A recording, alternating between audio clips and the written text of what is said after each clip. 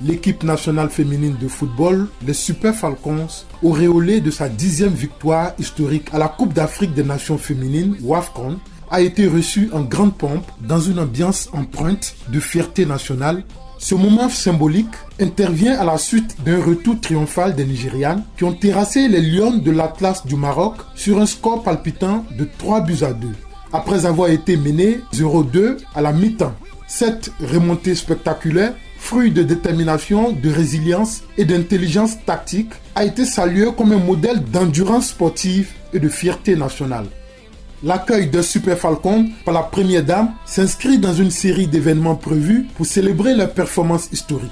Il concrétise également une promesse faite par le président Bola Ahmed Tinubu lors d'un appel vidéo avec la capitaine Rashidat Adibadé après la finale. Lors de cet échange, le président avait félicité la joueuse pour son titre de meilleure joueuse du tournoi, tout en exprimant la reconnaissance de toute une nation pour le courage et la discipline dont l'équipe a fait preuve.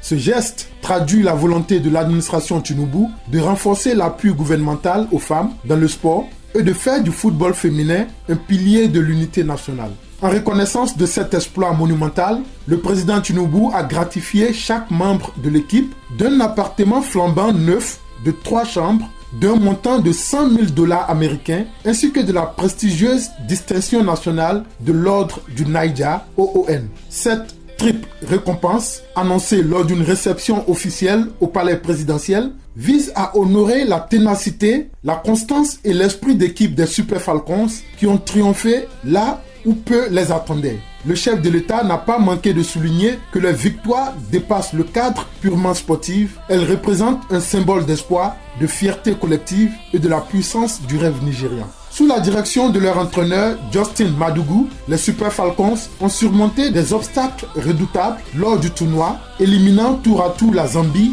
l'Afrique du Sud et enfin le Maroc en finale, prenant ainsi leur revanche sur leur douloureuse défaite en demi-finale en 2022.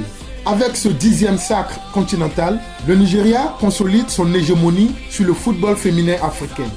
Plus encore, cette victoire emblématique nourrit une vision plus large, celle de l'autonomisation des femmes, du rayonnement du sport nigérian sur la scène mondiale et de l'inspiration d'une nouvelle génération prête à porter haut les couleurs du pays. Forever we rise.